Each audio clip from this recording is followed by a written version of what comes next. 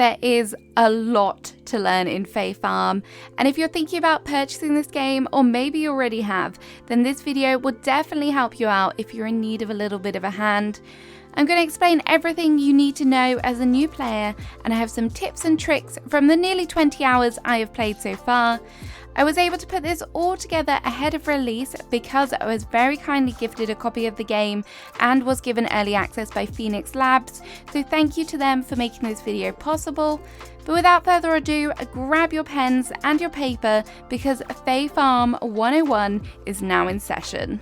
So before we get into the fun stuff, I have a few kind of account related things that you should be aware of going into the game. Firstly, you can have up to 5 saves, which is fantastic because this means not only can you share the game with your household, but maybe you could have a dedicated co-op farm with your friends, or even just play out the story all by yourself, a different way. Before you're able to host a multiplayer, however, you must have completed chapter 1 of the story, and then the multiplayer option will unlock in the pause menu. Your game will automatically take the name of your Steam or Switch account, however you can change this if you make a Phoenix Lab account. You will need to make a Phoenix Lab account to be able to play online and play co-op, but this will be prompted to do at the very beginning of the game. So you've made your account and you've landed on Azoria for the first time. That was probably a wild ride, but on your very first day on Azoria, your stamina does not deplete. So I definitely recommend using this day wisely. Make sure that you have a full explore around the island, gather resources and clear out your farm. You will thank me for this later. On a normal day though, the game ends at midnight. Wherever you are in the world, you will be transported back to your bed and a menu scene will cut. Do not worry if you don't make it back to your home, as there is no penalty for this.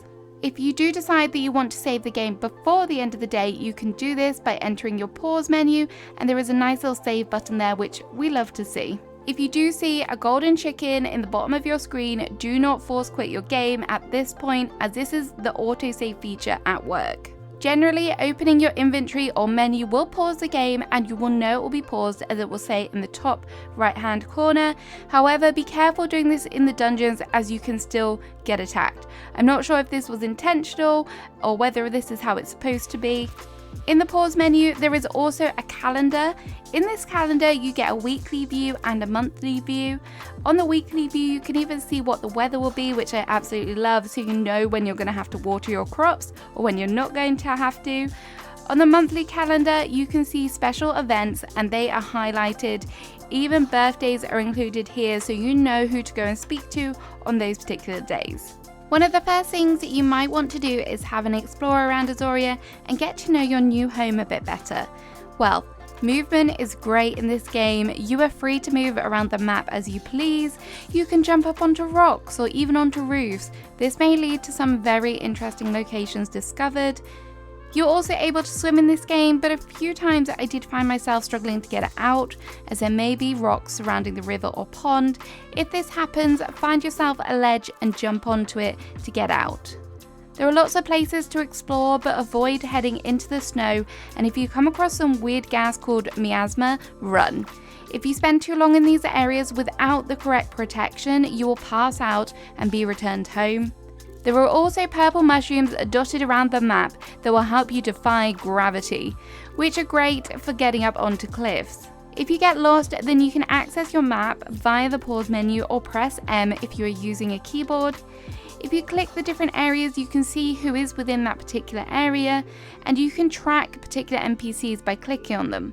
Once you are tracking them, a nifty arrow will appear in the game to lead you to their location. Another thing that is important to understand early game is your energy, health and mana. In the top left corner, there are 3 bars. The red is your health, which can be lost when fighting jumbles in the mines. If your health hits 0 whilst in the mines, you'll be sent back to the dungeon entrance, but you will keep hold of anything you've managed to loot whilst there. If you want to be prepared when entering the mines, go and talk to Vera and she will sell you some potions. The green bar is your energy, which can deplete when gathering resources. However, I have noticed that not all activities require energy, such as bug catching and foraging. So if you don't have a lot of energy left and no food to eat, you can spend the rest of the day doing these tasks. You can replenish your energy by eating, and when your energy gets low, the game very conveniently prompts you to eat. This is great because I'm not always paying attention to that top corner. And finally, the blue bar reflects your mana, which is essentially your magic. As you get further into the game, you will unlock magic abilities, which you will need this to use. All of these stats can be increased by crafting and placing certain furniture in your home to increase your coziness rating. By placing these furniture items, it will increase the stat bar and also improve the rate in which it replenishes. This feature is super unique to the game, and I love that decorating positively influences your character. As I said, foraging for items doesn't seem to take up energy, which is great, so whilst you're out exploring in Azoria, keep your eyes peeled for different forageable items, as these are crucial for crafting and cooking. Some of these items aren't always obvious. For example, it took me a while to figure out that you can chop down sugarcane by the mine entrance, and this unlocked a whole bunch of new recipes and things to craft, because discovering new items can sometimes unlock new recipes. For example, tea leaves unlocks new beverage recipes, which is pretty obvious. Basic resources such as stone and wood can also be found outside of your farm, and some of the main locations I've found for wood, stone and dirt are the Hazy Haven, Spooky Woods and Verdant Valley. Stairwell Bay and the beach are great for sand, mussels, shells, etc. Mulch, mushrooms and nuts are also found in the Spooky Woods. The Spooky Woods also has a great supply of oak if you are short. It is worth noting though, some of the forageable items can only be found at certain times of the year. For example, clowns are summer specific. Once you have found an item, if that particular item only appears at a certain time of year, you can check your almanac and it will tell you. So gathering all of these items might be causing your backpack to fill up pretty quickly. If it is getting there, there will be an exclamation mark above it. To upgrade your inventory, head to the market and speak to Sky. The first upgrade is just 500 gold, the second is 2,500 and the third is 8,000. Resources seem to stack in hundreds, which is great, but food and forageable items only stack in tens, which can be a little bit restrictive, but a good thing to remember if you're out hunting for huckleberries.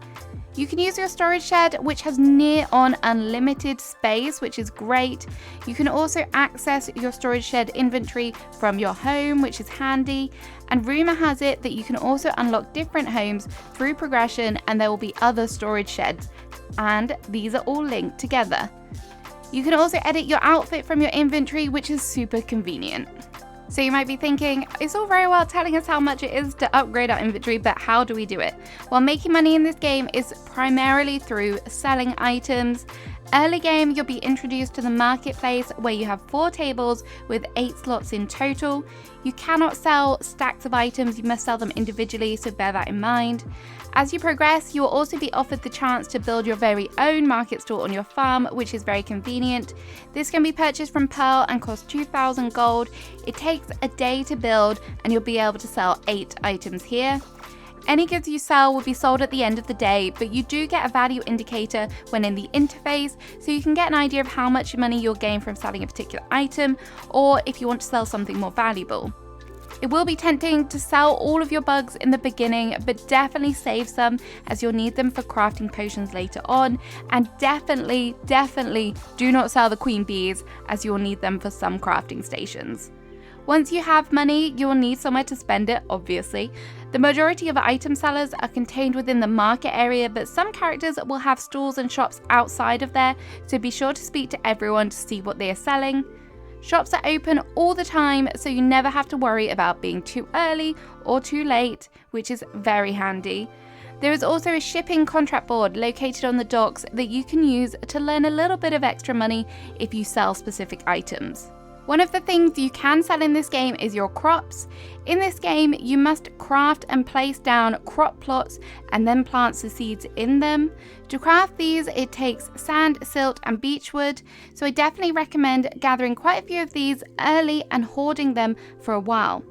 Flowers are required to grow in flower beds, and flower beds require mulch, which, as I said earlier, can be obtained from the Spooky Woods. You can only obtain mulch once you have the first shovel upgrade, which requires 1 copper bar and 100 gold. You can purchase flower seeds from Rosalind and vegetable seeds from Holly in the marketplace. Once you have a seed, you can hover over it or check your almanac to see how long it will take to grow. Note that this is in waterings and not days, meaning that you must water the crop in order for it to grow, and this can only be done once a day, so it is kind of days. Rain will kindly water your crops for you, we love that. Fertilizers and seeds can be crafted at the garden bench. Each fertilizer has its own unique reaction. If you don't have the required items to craft the fertilizer, you can purchase them from Holly. It is worthwhile saving some crops and turning them into seeds, as one crop makes 3 seed bags, and this will save you some gold because you won't have to buy them. You can make hybrids in this game, so make sure that you leave a space between your flowers to allow them to cross-pollinate. Flowers will only cross-pollinate if they are fully bloomed, so if you're working on hybrid flowers, do not pick them. Despite the fact that some crops state they can be grown any time of the year, be warned that at the end of each season your crops will die and you'll have to clear away the remnants. So plan ahead and think about how many days a particular crop will take to grow, particularly if you're heading to the end of the month. You can always use a certain fertilizer to speed up the growth. If you plant a crop and you change your mind and want to remove it, you can do this by entering build mode, and if you're using a keyboard and mouse, hover over it and press the Q button and voila, it will be gone. In addition to growing crops on your farm, you can also have farm animals. To start off with, you have chickadees and cottontails, but once you've built your barn, you can also have mammoths and woolly horns. Animals have at least 3 needs per day. The most important thing is food. You can feed them with plant fiber in the troughs. The basic trough will only hold 1 feed, but you can upgrade your trough to an auto feed trough from Erleen, which will hold up to 10 days worth of food. Another way to feed your animals is by crafting and placing a fodder graft patch. You can do this in your build mode. Cottontails require petting and brushing, so it's best to do these 2 things together. From playing, it seems as though the better your relationship with your animals, the higher the chance it will produce more products, so do not neglect them. Your farm animals can get in your way a bit whilst you're out and about on your farm. To avoid this, you can craft an animal lure and it will congregate the animals in one area instead of annoying you. Try and take care of your animals at the beginning of the day because your animals start heading to bed at 7 PM in-game time, and once they're in bed, you cannot interact with them. Whilst on your farm and in your home, you can also craft. New crafting recipes are found in a number of new ways, including story progression, side quest jobs to receive special recipes as a reward.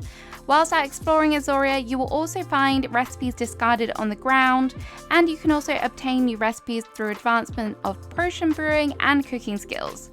You can craft in one of 2 ways: when in build mode and pressing the relevant button on your platform. If you're on PC, this will be C, or by using one of the 20 crafting stations. Yes, 20. I recommend focusing on building these crafting stations early on, as some of these will unlock higher quality items. For example, the cooking fire will give you simple foods ideal for replenishing your energy, but the cooking hearth will unlock higher quality food recipes that are more effective, and some recipes will even have special buffs. Once you have unlocked a recipe, do not forget to check your almanac, as that will tell you what requirements are to craft it. You are also able to craft from your storage, which is a total lifesaver. And not only can you craft multiple of one thing in your crafting stations, but you can also craft multiple different things, which is amazing. Sometimes it does take a while to complete. You'll know when an item is ready though, because there'll be a present sparkling indicating it's ready. If you craft or place an item you no longer want, you can actually move it in decorating mode, but you can also delete the item and reclaim the resources back to you. When cooking and crafting, sometimes if you're in a rush, it is quicker to split an item stack and fill out all of the available slots within the machine.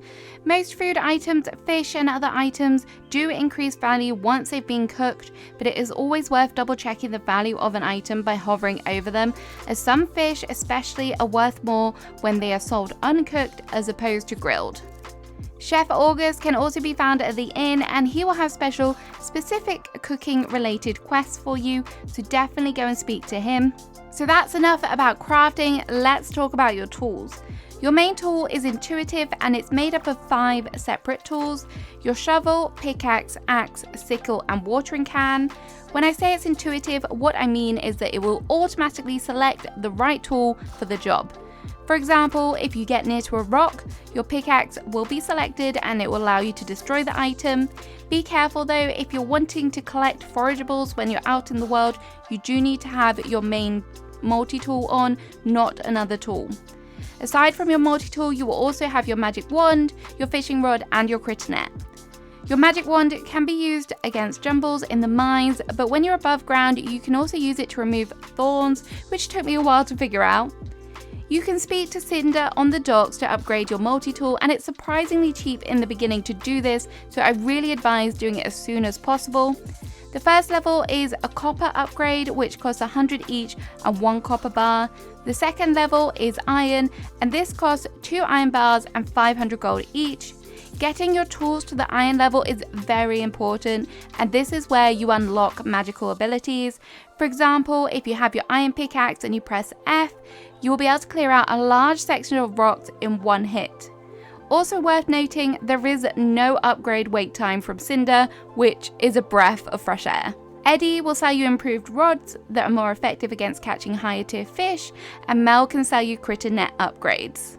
Before heading into the mines, I would strongly recommend that you clear your inventory of unnecessary things and make sure that you have some food on you, and if you have them, potions, in particular a health potion.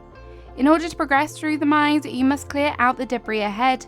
The doors will only unlock once an orange tile has appeared. Fast travel within the mines is possible, and this does become very useful. However, to unlock it, you must craft seals and place them at the start of each level. You can craft the seals using the seal crafting bench. If you cannot remember what seal is required for that particular level, you can go into your menu and go into the dungeon tracker and it will tell you. I've also thought ahead and crafted a number of them to secure a few levels as I head into the mines, but be careful, don't craft too many as there's only like 3, maybe 4 of the same ones. The dungeon tracker and the seal portal is also useful to tell you what the probability is of finding a particular resource on one level. So for example, if you need iron, you know that you'll have a good chance to find it on level 14. If you walk out of the mine, no matter what level you are on, you'll be taken back to the beach and the mine entrance. If you want to move between the levels, you'll need to use the mine teleporters to do so. When in the mines, you'll be faced with the dangerous jumbles that infest most of the levels. You must use your wand to eliminate them. Most of the jumbles will indicate their area of attack with an orange outline. You can easily avoid most of their attacks by ensuring you are outside of this area. If you hit the jumble prior to that attack, this will also prevent them from unleashing the damage on you. I've found that if you're quick and already have the door unlocked to the next level, you can normally run through the dungeon level and avoid their attacks. However, later on, you can craft invisibility potions that will enable you to avoid the combat altogether. Fighting the jumbles does have its advantages as you can level up your combat skill, and killing the jumbles has the chance for them to drop loot. Sometimes this includes potions, and some of the potions I've actually used to then help kill other jumbles, so that's a win-win. When you're back out of the mines, you can also catch bugs, and different bugs have the chance to drop different loot, including frog sweat, bug juice, and flutter dust. These come in handy for crafting recipes and are quite rare, so definitely keep a hold of them. The bugs are time and season dependent, so pay attention, and if you want to check when a bug is going to be able to be caught, then you can check in your almanac once you've already caught one. You'll also want to keep your eyes peeled as you may even discover a rare bug. You will know it's rare because it will sparkle. Be careful when approaching bugs as sometimes you can startle them. For example, with peepers, if you scare them and they are near to water, they will jump into the pond away from you. You can sneak up on bugs. If you're using keyboard and mouse, hold down the left click button and you can slowly approach them. There is also fishing in the game, and if you're a fan of fishing, then you might like this game. All you have to do is cast your line out relatively near to a fish, and once the fish is kind of near, you need to jiggle the bobble a few times, and this should attract the fish's attention to grab on. Once it's grabbed onto the line, do not let the line break. You will know that this is going to happen as it will go from white to red. I definitely recommend just using kind of smooth, small, short motions when it is on the line. Rare fish, like the bugs, have a sparkly circle surrounding them, but as I say, you can turn this mechanic off in the settings if you don't enjoy it. So enough about bugs, fish, let's talk about the characters in this game. There are dozens of people that you can talk to and get to know. Some of these you can develop friendships with, but not all of them. The people at the market tend to be pretty focused on selling their goods and are not too interested in friendships with you, which is very rude. But anyway, you must talk to your characters every day. This will increase the friendship levels. You can only romance 6 of the characters at present, and these will be found in your relationship section of your pause menu. You're able to gift romanceable characters, and when talking to them, they will reveal the gift that they would want to receive. Make sure when romancing someone, you check your mailbox as they will ask you on dates. So take note of the destination and show up. Spoiler alert, marriage is expensive, if we didn't already know that in real life. But in this game, it's going to cost you 10,000 gold, so make sure you're saving up for that if you want to walk down the aisle sometime soon. Okay, we're nearly at the end, I promise, but I have a few more tips and tricks relating to your home and just miscellaneous things. So firstly, if you want to rename your home, you can go to your sleeping bag and press F. There is an option to rename your house. If you want to end the day early, you can just go to bed whenever you like, and this will save your progress. If you want to sit on a piece of furniture, walk up to it and click Used. If you want to place items on your wall, go into build mode, walk up to the wall and select the item that you want to pop on. You can check your coziness rating by entering the build mode and pressing Q if you are on keyboard. This will tell you where you're at and what your current buff is. To increase your coziness, you must craft items that have the coziness icons next to them. These can be found in your build mode. If your home is starting to feel a little cramped, you can upgrade your house by speaking to Aspen at the market. The first upgrade requires 2,000 gold and you need copper ore and beech logs. The second upgrade is 4,000 gold and that requires iron ore and oak wood. If you're ever out in the world and we're going to get resources to make something back at your decoration table, you can go into your almanac and check the construction section for the recipe. Because if you're like me, I know that I forget a lot. If your character is starting to shiver due to the rain, you can drink a beverage with a water drop next to it to warm up. Likewise, if your character is looking a little hot, drink one with the sun next to it to cool down. Trees, rocks and grass appear to respawn when you move into the new season on your home and your farm. To speed up the regrowth of trees, you can buy saplings from the market if you speak to Willow. To plant your saplings, you need to be in your build mode, which confused me for a very long time, but all you need to do is just drag the sapling from your build mode onto the ground itself. So there we have it, that is the video done. That was a lot of information to digest. I hope your brains have survived. Let me know if you're going to be playing Fae Farm. I'm sure I've forgotten something, so if I have, please leave some comments below with other tips for new players also. Have a great rest of your day. Bye bye!